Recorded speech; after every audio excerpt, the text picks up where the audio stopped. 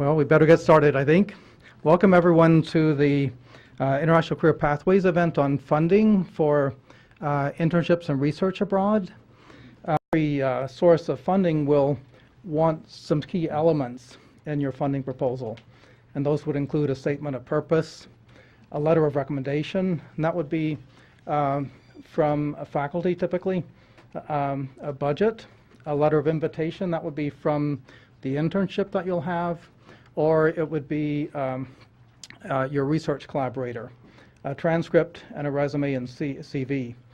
In other words, you'll need to have all of these things in place when you apply for funding. So the first, the main thing we want to get across here is that you want to start as early as possible looking for an internship or research opportunity, because you will need to have that in place when the time comes to apply for funding in order for your proposal to be competitive. So in this panel today, we'll hear from presenters who actually administer funding sources for these purposes. And the idea is that you can get to see the sort of human beings behind this process and hopefully come and talk with them or communicate with them by email. And they'll each tell you just a little bit about their particular grant. You probably have received the email for this program, and that will let you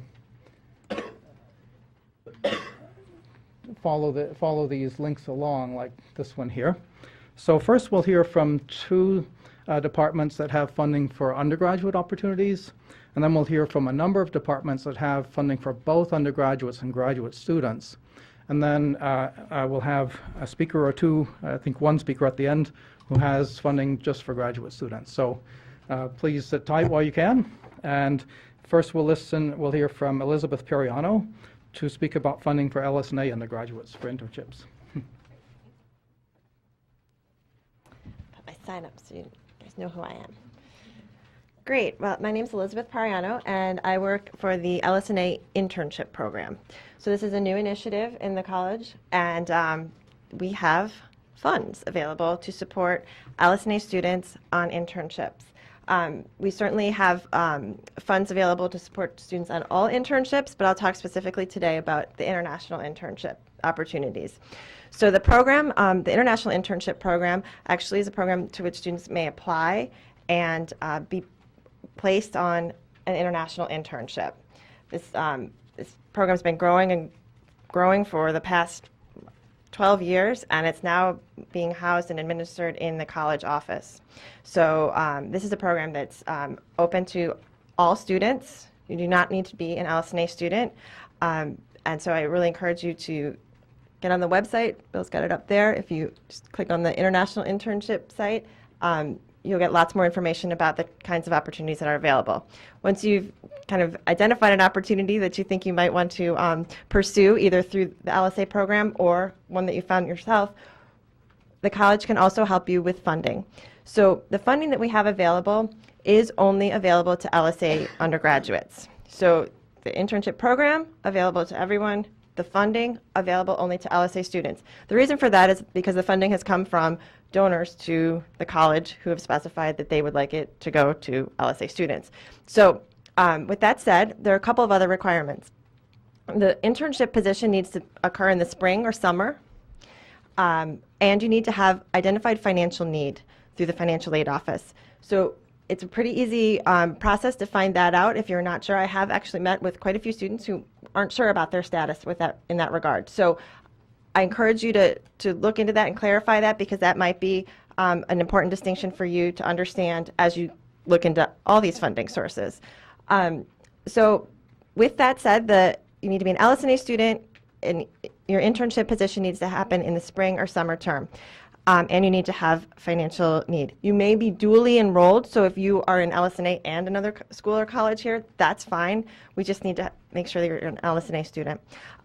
The scholarship application is all through our website, and it is the due date is in March, and it's March 1st. And quite honestly, we'd like you to begin your application and get all of your information in by March 1st. And then if you still are waiting on the letter of acceptance or the letter of invitation that Bill was talking about, and you're still waiting on that from your internship sponsor, that's fine. We can accept that. But we just need to hear from you and you to be in our application system by March 1st so that we can begin to review your file.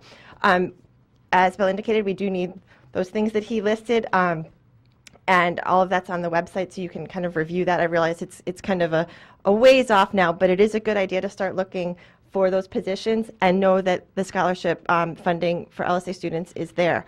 Last year, we funded quite a few international students or international internship students, and the awards range from $1,000 to $5,000. The awards can be for internships that are paid or unpaid, for credit or not for credit. Okay, so what we ask from you is a budget, and so that we can understand, where you need help or support to facilitate this experience for you. So, if you are being paid, that's fine. Just put that in there and say, I need help with this expense. Or, so the awards and the experience has really varied that we reviewed last summer. So we're really open to a wide range of, the breadth of the liberal arts experience. So really consider looking into this as you kind of are thinking about how to get yourself an international experience next summer. Do you want me to take questions now, or do you want to do that at the end? At the end. Okay. But would you like to say a minute about the LSA International Internship Program? Sure. So I don't want to take up too much time here. So we've got a scholarship brochure out on the table. So this has information about all the LSA scholarships for current students. So there might be other opportunities actually that you are eligible for. So, but it also has a small blurb here about the internship scholarship. The best place to go really though is the website. Also on the table out there we have a handout that tells you a bit about the LSA International Internship Program that I described in the beginning. So that's the program where you do not have to be an LSA student, and we've got placements that range, from teaching to business type positions to, working in a winery to, so really widely ranging kind of industries and functions and interests for students abroad. And last year we placed about 50 students in positions abroad. So, and we also have positions available for students who speak French and speak Spanish. So in Francophone countries and in Spanish-speaking countries that would have a language proficiency requirement. But if that's not something that you're interested in, we also have programs that do not have a language requirement. Okay, so this handout out there will tell you about the International Internship Program, and this is another handout that will just direct you to our general LSA internship resources. Okay, great. Thank you. Yeah, so each of our speakers is going to take about 5 minutes to talk about their opportunities, and then we'll take questions at the end, so we can go quickly.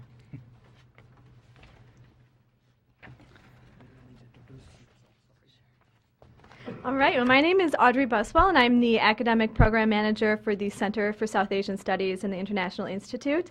And I'm here to talk a little bit about a program that the Center for South Asian Studies has available for non-graduating undergraduate students.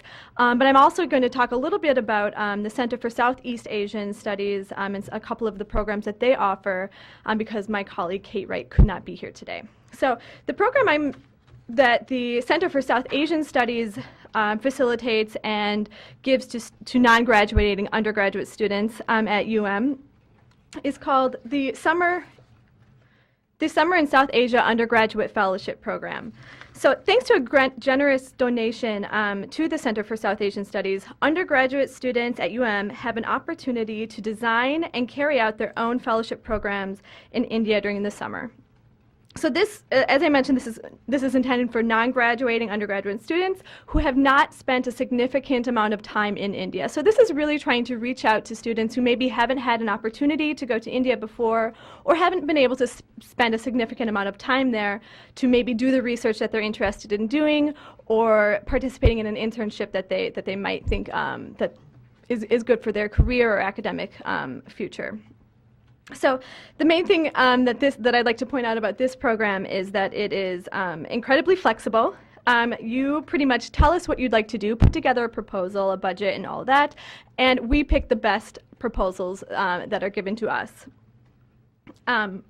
So the best proposals that are chosen are funded up to $3,000, and this should cover most of the expenses that you will incur for this program. And as you devise your proposal, if you're a little bit uncertain of, well, I don't know, I'm not sure I know of any NGOs in India or institutions or things like that, we can help guide you through that process. We're not going to hold your hand, and we're not going to help you fill out an application or physically reach out to someone, but we can give you some connections, and we can point you in the direction of some faculty members who will be able to help you do just that. So really that's mostly what the summer in South Asia is kind of all about. So I won't dwell on that. I hope you'll visit our website. We are having 2 informational sessions next week, October 7th in this room, so 1636 School of Social Work Building. On October 7th, that is between noon and 1 p.m. And then on October 10th, it's in the same room again, but it's held from 3 to 4 p.m. And we'll talk a little bit more about what kind of projects have been done and what really is expected of you in this program and after the program as well. Okay?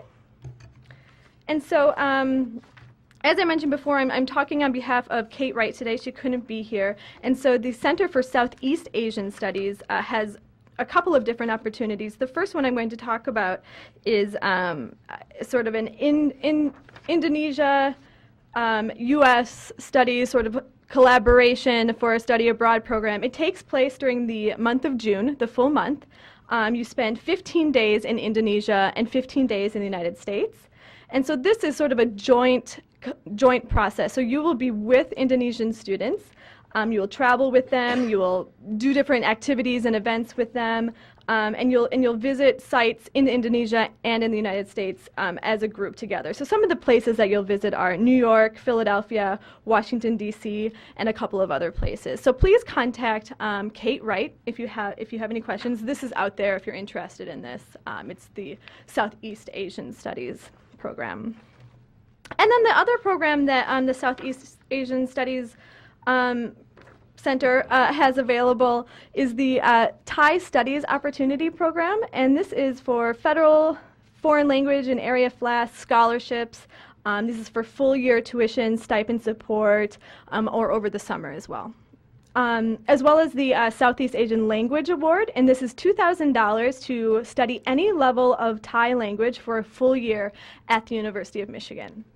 And the last one is Thai Studies Funds for Internship Support, and this is supplemental support for student internships in Thailand. Funds can be used to support travel to Thailand and to partially offset living costs not covered by other sources. And awards will not exceed $2,000, and internships must be secured before the funds are distributed.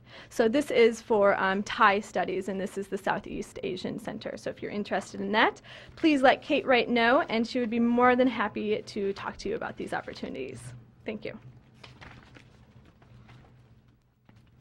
So how many of you have heard of area study centers like the one that you've just heard about? Some of you. The area study centers are all located here in the International Institute upstairs. So, and there's a center for pretty much every region in the world. So they're great resources, both for funding and for connections with faculty who specialize in those regions. Next, we'll move to the funding sources for both undergraduate and graduate students. And many of these will be the area study centers. But first, there's a special program called MHIRT. And Temuulen Johnson can tell you about this. This is about global health. Good afternoon. My name is Temuulen Johnson. I'm a manager of the Minority Health and International Training Research Program. So it's known on campus as MHIRT or MHIRT. So raise your hand who heard about this program. That's great. Awesome. Okay, funding. Well, this session is about funding. So one of the best part about MHIRT is it's almost paid 100%, you know, your summer internship program. And it runs from May, June, July. what I mean by almost paid, we pay for your airfare. We also provide stipend. We will also provide some funding for your research projects. So what is involved with our research? Mainly we're looking for a student who's interested in the health research, like it's a hands-on research, data collection, maybe working with the patients in hospital, or could be you know, in the middle of nowhere, you would be collecting samples, for example, in Mongolia in the desert, and working on the health effect, how water is influencing somebody's health. And so if you're looking for a health research program, like a hands-on, this is a great program for you. So far we have research program in 7 different countries, including Chile, China, Ghana, Jamaica, Kenya, Uganda, and Mongolia, and we offer over 10 different research projects. We're looking for undergrad students who is in a sophomore or junior standing, grad student or medical students. One of the requirements is you have to be a green card holder and U.S. citizen. Our application process, everything is online right now, and this is the brochure. It's right outside, so please take this with you. There's more detailed information. And I want to say that November 15th is the deadline for the application, so it's really coming up. What includes in application is there's some simple, you know, question-answer kind of a little paragraph questionnaires, and we're looking for a 3 recommendation letter and your transcripts, grade transcripts. So that's it, and I will later answer your question. Thank you. Thank you, Temuulen. I wanted to say just a quick word about the Wallenberg Fellowships.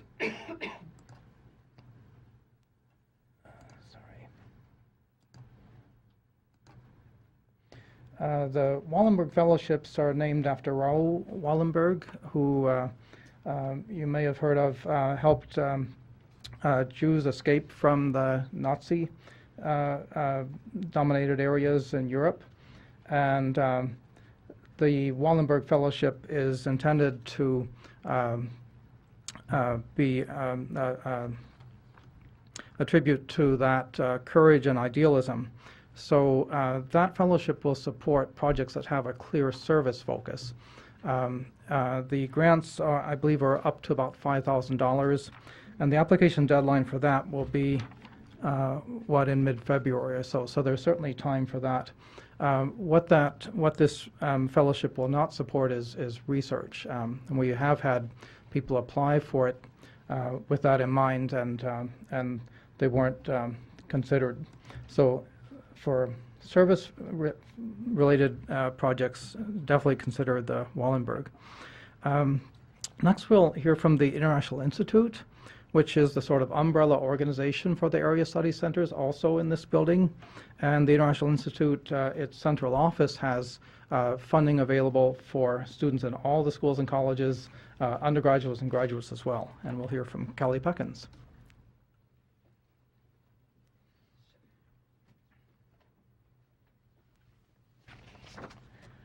All right, I'm Kelly Peckens. I am the advisor for a number of fellowships and grants that are offered through the International Institute.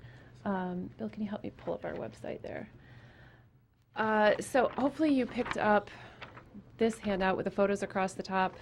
One side has an elephant. It says undergraduate fellowships and grants on one side, graduate fellowships and grants on the other.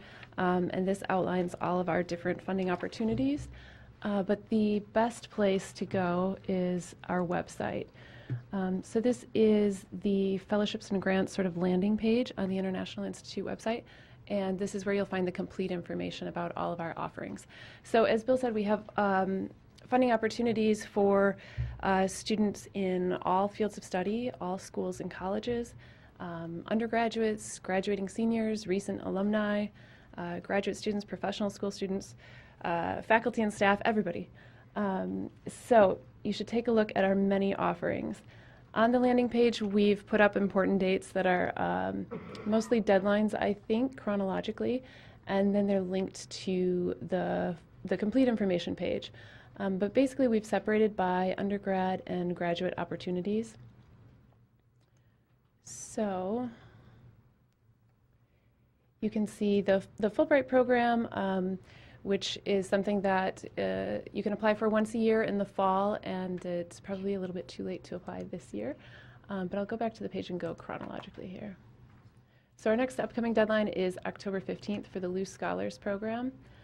Oops.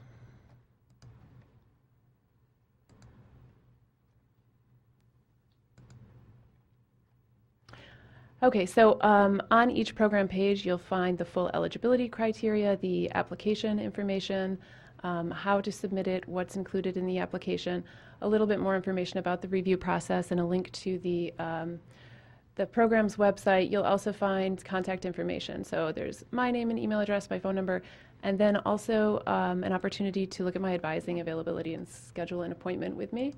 And I will tell you now that I do open office hours for advising every Tuesday and Wednesday afternoon from 2 to 4. So if you go to the website and you find some opportunities that interest you, you can always drop by for advising after you look at the website if you have questions. If you want to talk about application pieces and want some advice on preparing a competitive application, that's what we're here for.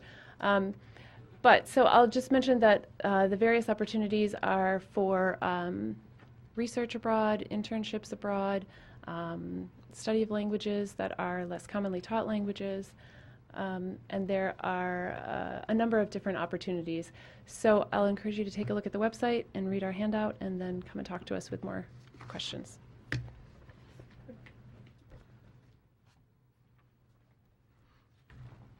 Thank you. And as I mentioned, these grants are available for pretty much all fields and all students, so definitely look into those. The Loose grant, which she mentioned first, is a postgraduate fellowship, as are the Fulbrights. Next, we'll hear from the area study centers, and if you are interested in doing research or an internship in a specific geographic region, then certainly look at what the area study centers have to offer. So first we'll hear from Julie Claus at the Weiser Center for Europe and Eurasia.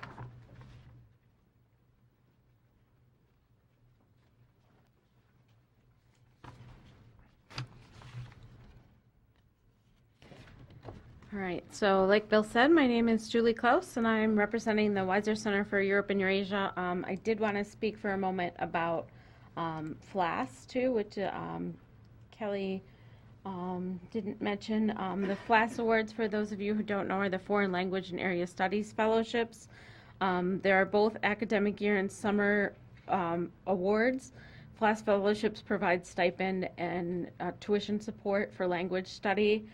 The program's priority is to encourage the study of less commonly taught languages. So what we can't support are French, Spanish, German. Actually, we don't have grant for any European languages, so those would be out anyway. Right now, we will be offering a competition for the coming summer of 2014. Any awards after that academic year or beyond are contingent on us getting another grant from the U.S. Department of Education. So we're not sure what the status looks at for, going forward, but if you're interested in FLAS, we have a series of info sessions coming up. You should attend one of our info sessions. The flyer is out on the International Institute table, and our website will be updated soon with that information as well. So that's the place to check. Those are, I should say, also open to only U.S. residents and permanent citizens because those are federal grants. So there's that. And then back to my Weiser Center hat. So I handle funding for the Center for European Studies, the Center for Russian, East European, and Eurasian Studies, the Center for Emerging Democracies, and now the Center for Armenian Studies as well. To start, the most common funding program that we have for students is our research and internship funding. We have this both for students who are looking to do research and internships either in the REASE region, which is the Russian, East Europe, and Eurasia, or the European area.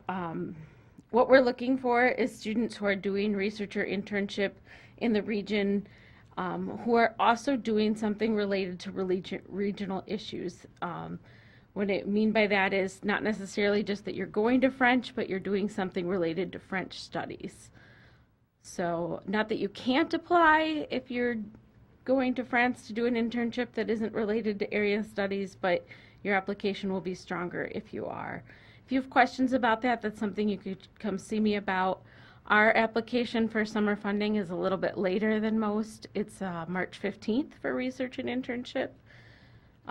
We, like a lot of the other ones, are going to encourage you to apply to multiple sources, though, and we're going to ask which other sources you've applied to. So that's also something that I don't think anybody's mentioned yet that we're going to kind of keep track of, too. So something to keep in mind. We do also, for graduate students who might be going to, actually for undergraduate or graduate students who might be going to conferences related to Russia, East Europe, or Eurasia, if you're going to present at a conference, we do have some funding available for that. So if that's something you're ever doing, we encourage you to come talk to us here at the center. Other than that, for graduate students, we have the Jean Monnet Graduate Fellowship, which provides summer grants of up to $5,000 for work on issues of European integration. That includes 12 weeks of research, basically, in the summer for that funding. And that's it for me. Oh, I'm sorry, Armenian Studies Fellowships, those are new to me, so I slipped my mind that I had them, but those are also for research and internship in Armenia, and there are actually mostly focused on summer, but there are some rolling deadlines throughout the year for that one as well. So come see us. And next, two centers that focus on Africa, and Devon Keane will speak about these.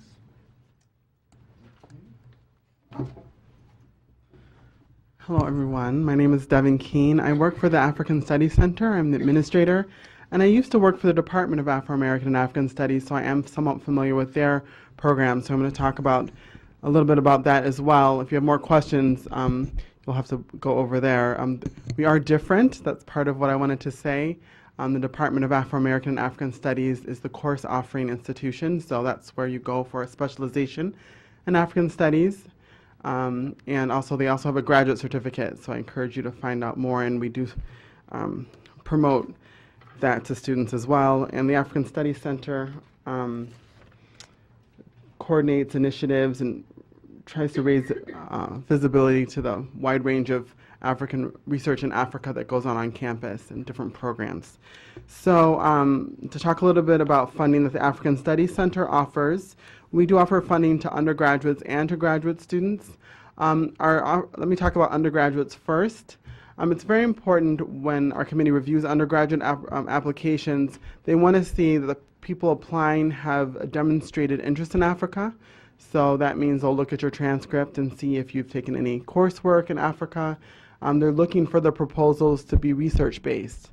So if it's a project, there should be some sort of research component to it. So that is the parameters. They really are moving away. They want people to have an experience with Africa that's more engaged and not just sort of a one-off, or I'd like to go to Africa. I encourage everyone to go in whatever way possible, but if you want funding from us, they'll have to be related to research.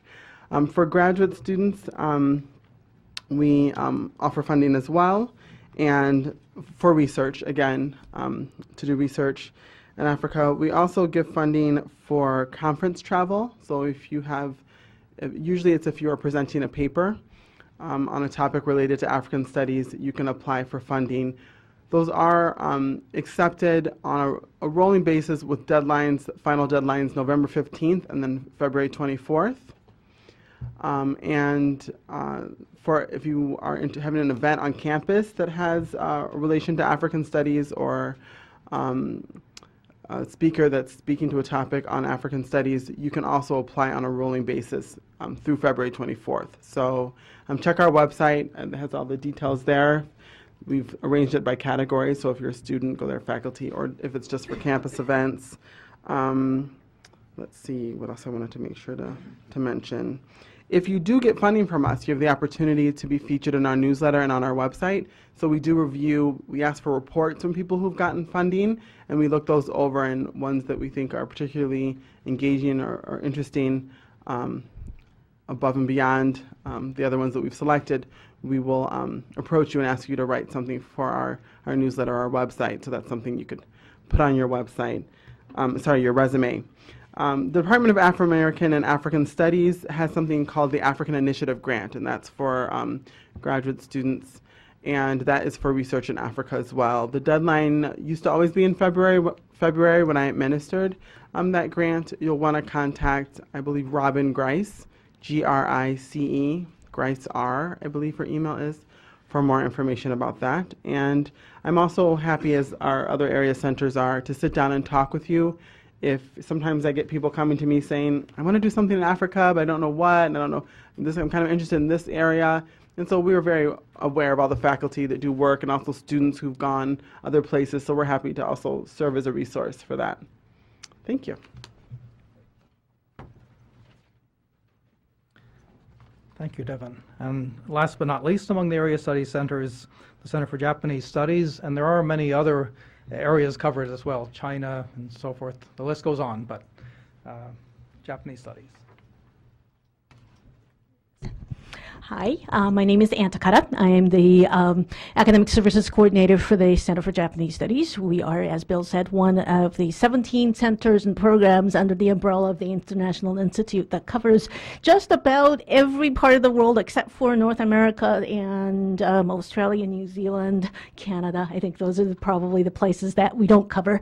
But we have a center or program that covers just about every other part of the world. Let me mention, I'm going to expand this so you can see the rest of this. I try to keep a fairly up-to-date list of wealth of information for students who are interested in Japan. This is our student funding page. We have funding for undergraduate students as well as for graduate students. For undergraduate students, we have the Summer Foreign Language and Area Studies Fellowship. We have the Undergraduate Study Abroad Scholarship for students who want to participate in a formal study abroad program that goes to Japan. We have the Japanese Language Proficiency Test, which is coming up in a couple of months, a partial reimbursement or registration fee reimbursement grant. I've also mentioned the Ito Foundation scholarship. This is for graduating seniors only because this grant is actually for graduate level study or research in Japan. So you have to be a graduating senior and you have to have your bachelor's degree by the time you start this program. For graduate students, we have a few more things. We have the CJS Academic Year Fellowships, CJS Summer Fellowships, East Asia Foreign Language and Area Studies Fellowships. Graduate students, we have the Academic Year and Summer Fellowships, but as Julie said, we're not quite sure what's happening with the Academic Year Fellowships for Academic Year 14, 15, and onwards, but we're going to have a summer competition, so we do know that the Summer Fellowships for Summer 14 will be available. Japan Foundation Graduate Fellowship is a special fellowship for incoming students in our center's Area Studies Master's Program. The short-term travel grant, this is actually something that's been recently expanded and renamed. It used to be called the Conference Travel Grant, but we're funding it a little bit more than just conference travel these days. And so if you have a short-term, under a month research project that you need to go to Japan for, or other parts of the country that's Japan-related, that's a program that you can apply for. This is intended for primarily PhD students who need to do follow-up research after an extensive field work. You've got that, one little bit of thing that you need to follow up and make sure that, kind of follow up after you've done your field work, and you need to go for like 2 weeks, 3 weeks. This is the ideal fellowship or a grant for you to apply for. And again, the JLPT fee grant and the Ito Foundation Scholarship are also available for graduate students. I also want to mention that on the right-hand side, you will see a link for external funding, and I try to keep a fairly extensive and up-to-date list of funding that's related to Japan, that's funded externally outside of the U of M, by foundations, government agencies, et cetera, et cetera. And that's a resource that's available for all of you to go and look at.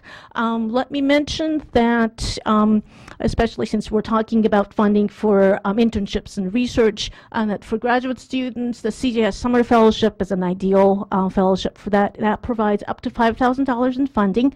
We know that $5,000 is not a heck of a lot of money, especially if you're talking about the exchange rates to go to Japan these days. And so we do expect that you will apply for other sources of funding, and we do cost share. In the past, we've had students who apply to CJS. We'll also apply for the International Institute Individual Fellowship, and if you get both, we'll try to figure out which fellowship is covering which part of your budget and try to maximize what you can get so that you can cover all of your expenses.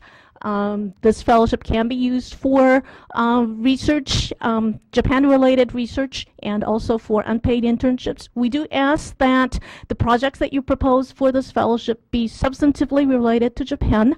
It can be in a comparative perspective, but we're not going to fund as projects that that you just want to go to Japan just because the research location happens to be in Japan. For example, I'll tell you this story, a real quick story. A few years ago, we had an application from a chemistry graduate student who wanted to go to her research advisor's partner lab in Japan at a Japanese university and do research on chemical polymers. And our faculty looked at that application and said, well, she's not studying Japanese language, it's not really, substantively related to Japan, and they said no. So we're looking for a project or an internship that has some connection to Japan, and we'd like you to show that in your proposal. And again, I'm happy to answer any questions. I'll stick around at the end. So thank you. Thanks so much. And I think that the kinds of resources you see on this center site, you'll see these on every Area Study Center site. You'll also see them on every department site. So, these same sort of techniques for finding where the funding is will work for almost any unit on campus. And certainly, last but not least, for the graduate students in the audience, the Rackham Fellowships Office is invaluable, and Doug Keasal will tell you about these fellowships.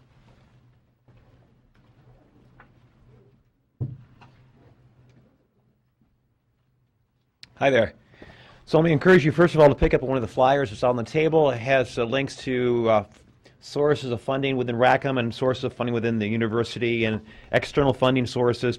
If you've never played around with the Rackham website and the funding page, there's a lot of invaluable research, invaluable resource that you can use, hopefully. Now, how do I go to the page here?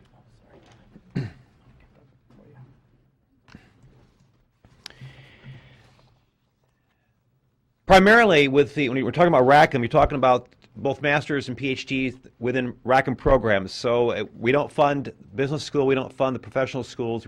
We fund extensively just the Rackham programs, masters and PhD programs. There are a couple that are very specific. The LSA is for students who are going to France to do research, and the DAAD is for students who are going to universities or connections within Germany. The DAAD, the deadline is already passed, but you can think about perhaps next year. The LSA, the deadline is coming up in just next week, October the 10th. And if you have any information, or if you need any information about those two, the LSA or the DAAD, go to the Rackham website, gives you the guidelines, deadlines, what's required as far as material from you, documentation. Primarily, we have the Rackham Graduate Student Research Grant, which is our premier funding sources for our Rackham students, both master students and then pre-candidate and candidates. If you're a Rackham master student, you can receive up to $1,500 towards your research. And since we're talking about international research, it can be both domestic or international research, but since we're talking about international, let's just focus on that. It has to be research that is essential to the completion of your degree. So as you're pursuing your master's degree, or you're advancing to candidacy, or your actual dissertation, it has to be some research that's connected specifically to the completion of your degree. The Rackham website will tell you things we don't fund, things we do fund, and so it's just very self-explanatory. As Bill mentioned, we do require a research proposal, a budget justification. For instance, why do you need to, as you're going to some international country and you need to hire a translator? Why do you need to hire a translator? You can put it on your budget. I need $1,500 to hire a translator. Well, you need to justify that. So there's two different components to the Rackham research grant as you apply for international research. If you are a pre-candidate and you're applying, you can receive up to $1,500. If you are a candidate, you can receive up to $3,000. The process is that if you are awarded, and it usually takes 3 to 4 weeks for you to find out if you are awarded, the money is transferred to your program within just a few days of approval. And then the funds are available to you based on the policy of your program. Some programs will release it to you as a lump sum amount. He'll give you the entire $3,000 as a stipend. Or they will, their policy might be that it's a reimbursement. And so you submit bills, receipts, and they will divvy it out to you as you submit receipts. So it depends on the policy of your program to how you receive the funds. But again, it's up to $1,500 if you're a master's student or pre-candidate, up to $3,000 if you are a candidate. And again, the Rackham website under this particular fellowship or funding source is very specific as to what you can apply for and deadlines and so on. It's ongoing deadlines, so it just continues continuously. And again, it takes 3 to 4 weeks to actually get a review decision. Thank you. Well, so you've heard from all of our panelists. We'll take a few questions, and then the idea is that after that you can come up and speak with any of the individuals whose grants would be of the greatest interest. Yes, please. For Dr. Johnson, I just had a question with MHIRT. Yes. The 3 letters of recommendation, if we just got the school and asked these recommendations before our classes, it's a little premature. Can we do the recommendations that we usually get in the graduate program? You mean grad for grad application? I can't hear you well. Oh, I'm sorry. Yeah, for the letters of recommendation. Yeah, you can. Yeah, yes. Yeah. Yeah, if you have specific questions about a program, you can check with the person here who's representing it. Any general questions for the panelists? Yes. I'm interested in the graduate program, but how competitive are they? Like, do people generally get funded if they have a complete legitimate application, or is it pretty competitive? Would you all like to take that on? Any of the grants? This would be for graduate students? Ours are very competitive. I mean, there's a lot of people who are in research in Africa, and basically we have 3 different initiative committees, depending on what field, what area your research is in.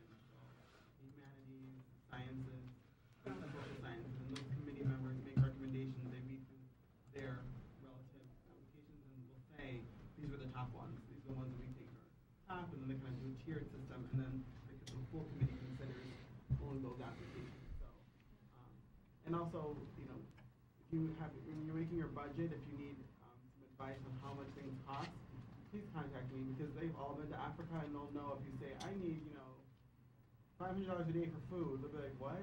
You know, I know we pad a little bit just in case, but I mean, they'll sniff that out pretty quickly. So if you want some accurate numbers, you can feel free to contact me. And I think it really just varies by fellowship and by year too, quite frankly. We have years where our numbers are up and we have years where our numbers are down. So a lot of times it's hard for us to predict. If you come in and say, I'm a sociology PhD, what are my chances? I can't really tell you.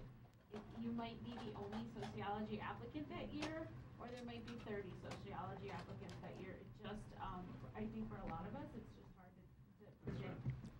So. I think that's one reason why a number of people have recommended applying to multiple sources. in the International Center, we have an undergraduate internship program called the Michigan International Internships and Service Program. And we find with that program, of the students who apply for grant funding, and every year, I'd say every student, we've had maybe one student in the 5 years of the program who has not managed to get funding. And that was because that student chose to apply to only one extremely competitive, nationally competitive grant and didn't have any other options. But I think that the funding is so available at this university for our own students. As long as you do use as many sources as possible, the chances are really excellent that you'll receive funding. In the centers, I just want to mention that the centers, we do coordinate with the international institutes. They offer the international fellowship. So we send them a list of people we're proposing to fund, and they also send us their list. And so we're not overfunding somebody. And then I think it's confusing because they don't realize that we've talked to each other. So then you email them and say, you can get yourself in hot water pretty quick if you're not honest about how much money you got, because we know already. I mean, pretty much. We're not trying to trap anyone. We're just trying to make sure that we're coordinating to make sure that your needs are covered, but we're not, It's actually a lot larger than that. We're very big here on Share the Wealth. So we check with LSA, we check with Rackham, we check all over campus. We check with Wallenberg, actually. We check everywhere, so that we're not, triple funding one student and not funding another. So. Is it possible to get funding from the same source more than once? For example, for 2 consecutive summers for different projects? It just depends on which fellowship it is. So that's something you're going to want to check with the program with. Yes. Some of it all really depends on the program regulations. For example, my summer fellowship, it's actually on the website. We do not fund 2 consecutive summers. So. For us, it depends. I mean, we always will give priority to people who haven't received funding before. If it's a continuation of a project, if you're in a different country, it all depends. You just have to, if you know it's a consecutive summer, you have to frame it in such a way that you're explaining. Well, I mean, in my particular instance, it would be a social work field placement in Australia next summer, and then a Ford school placement for an internship the following summer. Yeah, so then you would just explain that. Okay.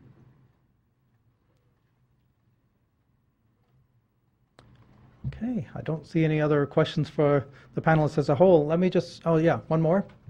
Not actually for the panel, one more for you. Do we have access to these slides, or all the links are put in one place? Right. The email I sent out, I don't know if you got that, but it has the same links built into it. And we can send this out again. It's also on our blog on the International Center's website. So, yes, it's all available. And then lastly, I wanted to point out the International Career Pathways series, if that's new to any of you. We've already had a number of sessions on how to find internships, and those are also videoed and on our website if you missed them. And feel free to come by and see us at the International Center. And then there are a number of sessions still coming up. These will focus, tonight there's one on opportunities for foreign language students, then a number that focus on a specific discipline like the environment, engineering students, global health, and then teaching and volunteering abroad. And then the International Opportunities Fair will be October 24th. That brings about 50 to 60 organizations to campus that offer internships and research opportunities abroad and volunteer opportunities. And still more, Peace Corps and Lost in Translation, and then in language for use in global health work. So there's plenty still happening, but thanks for your attention, and please come up and see our panelists.